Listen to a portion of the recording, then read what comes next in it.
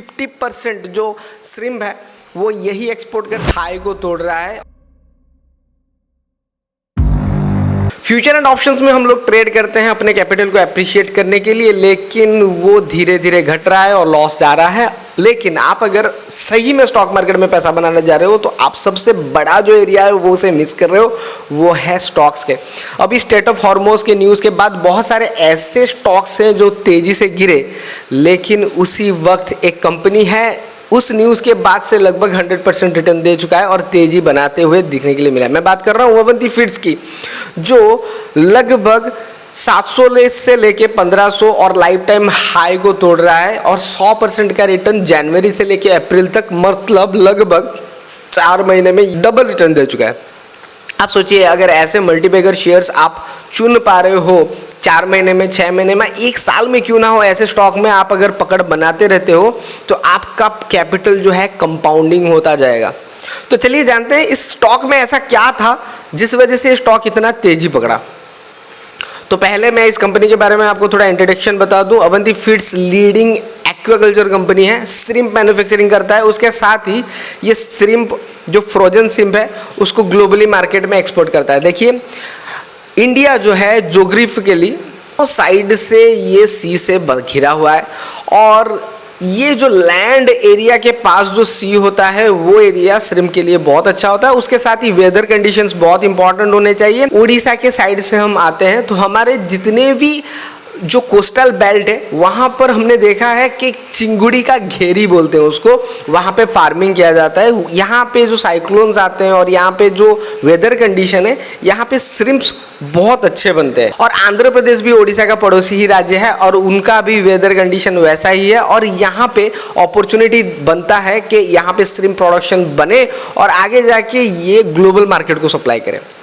और इसके साथ ही पेट केयर में जैसे बहुत सारे ऐसे कंपनीज भी हैं जो पेट केयर फीड्स बनाता है, वो एक्सपोर्ट करता है। और मार्केट शेयर के बारे में बात करें तो श्रिम्प एरिया में ये लगभग 50% डोमेस्टिक बिजनेस ये हैंडल करता है इंडिया में। आप अगर यहाँ पे उनका मैन्युफैक्चरिंग कैपेसिटी देखेंगे तो आंध्र प्रदेश में 1,20,000 मेट्रिक टन का प्रोडक्शन होता है 1 ईयर में। गुजरात में भी ये कंपनी है, लगभग 60,000 मेट्रिक टन का इनका प्रोडक्शन रहता है यहाँ पे।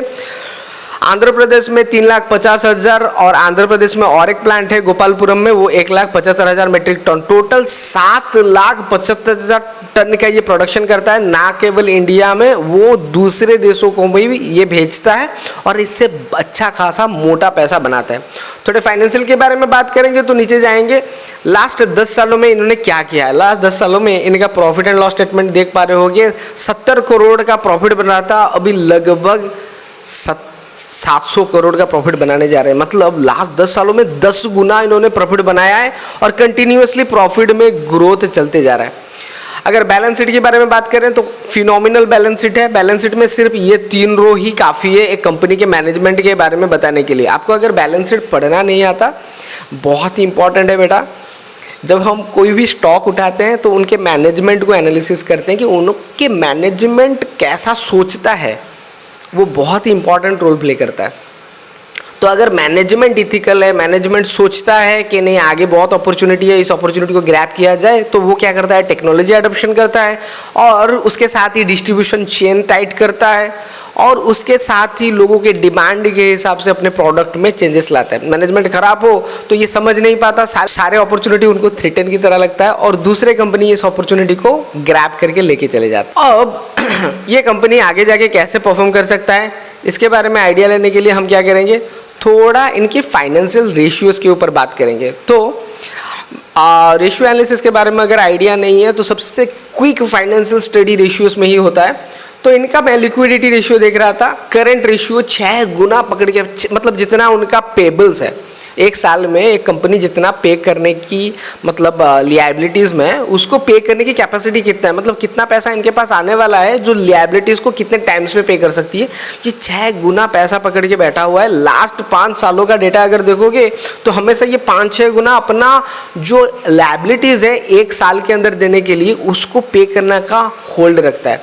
उसी तरह मैं अगर लिवरेज के बारे में बात करूँ तो डेट 0 है, कंपनी के पास देखिए ज़्यादातर तो जो लिक्विडिटी रेशियो होता है, मैं आपको बता दूं, लिक्विडिटी रेशियो 1.5 गुना सही माना जाता है फाइनेंशियल रेशियोज के हिसाब से। जितने भी चार्टर्ड अकाउंटेंट हो गए या फिर जितने भी एनालिसिस्ट हो गए वो 1.5 टाइम्स ही प्रीफर करते हैं। लेकिन अगर कोई सेक्टर अप एंड डाउन्स के हिसाब से जा रहा है, उसके ऊपर बहुत सारे इवेंट्स आ रहे हैं, न्यूज़ आ रहे हैं, जैसे यूएस और इंडिया का जो ट्रेड वार चल रहा है, इसके लिए तो बहुत सारे टेंशन्स आते हैं और इस एक एक डिसीजन के चेंजेस में ये कंपनी के लेने के देने हो सकते हैं या फिर देने के लेने भी पड़ सकते हैं। तो अभी इस कंडीशन में कंपनी क्या करता है ना, ज़्यादा से ज़्यादा पैसा अपने पास होल्ड करके रखता है, जिसका बेनिफिट वो आगे जाके ले सके। अगर कोई प्रॉब्लम्स आता है तो उसको हैंडल करने के लिए पैसे की ज़रूरत बहुत आती है। और इसके बाद अगर रेवेन्यू के बारे में बात करें कि फाइनेंशियल मार्केट मैट्रिक्स में इनका रेवेन्यू कैसा रहा और किस तरह से ये परफॉर्म कर रहा है रेवेन्यू वाइज में, क्योंकि प्राइस आप जब चार्ट पैटर्न पढ़ते हो, चार्ट एनालिसिस करते हो कि प्राइस बढ़ जा रहा है,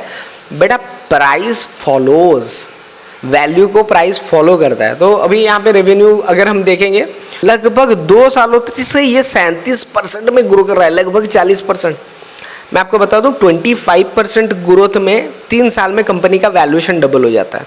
अगर वो प्रॉफिट री इन्वेस्टमेंट कर देता है तो 40% का रेवेन्यू समझ में आता है, 1.5 साल या 2 साल में ही कंपनी डबल हो जाता है वैल्यूएशन में।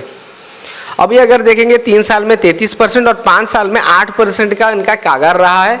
ये जो 5 साल में 8% का जो स्लोडाउन है वो 2021-22 में उनको देखने के लिए मिला था। इस समय उनका सबसे बैड फेज था, जिस वजह से अभी जो ग्रोथ मिल रहा है वो 5 साल का ग्रोथ नहीं दिखा रहा है। और फाइनली मैं एक चीज़ हमेशा देखता हूँ नेट प्रॉफिट टीटीएम ग्रोथ के हिसाब से, तो देखो कि 48% का इनका CAGR चल रहा है एवरेज। 5 साल में 65% के कैगार में बढ़ रहे हैं और 2 साल में लगभग 58% के CAGR में बढ़ रहे हैं। मतलब TTM क्या होता है, trailing 12 months, last trailing 12 months 12 महीने के अंदर उन्होंने कितना पैसा बनाया वो एवरेज करते हैं 2 साल में 5 साल में। तो सारे कंडीशन जो भी वैल्यूएशंस हैं वो सारे इस कंपनी के बिहाफ में है। देखिए फूड बहुत ही इंपॉर्टेंट रोल प्ले करता है हमारे ग्लोबल इकोनॉमी में। फूड बनाना, खेती करना बहुत ही इम्पोर्टेंट बनते जाएंगे, लेकिन जितने भी डायरेक्ट कंज्यूमर प्रोडक्ट्स हैं उन पे पैसा कमाना बहुत ही डिफ़िकल्ट है। क्योंकि मार्केटिंग आता है और बहुत सारे ब्रांडिंग रिलेटेड एक्सपेंसेस आता है। लेकिन जब हम बात करते हैं कि पैसा कहाँ से बनाएं, जो खेती बना रहा है उनको सप्लाई करो, तो इस बीच में मार्केटिंग नहीं रहता, सारा फोकस क्वालिटी बिल्डिंग में रहता है और ब्रांड बिल्डिंग में रहता है, वो भी प्रोडक्ट के बेस पे, ना कि आपको टीवी में आके खर्चा करना है, सेलिब्रिटी को लेना है। तो B2B बिजनेस ही मल्टीबैगर्स ज़्यादा बनते हैं टू B2C।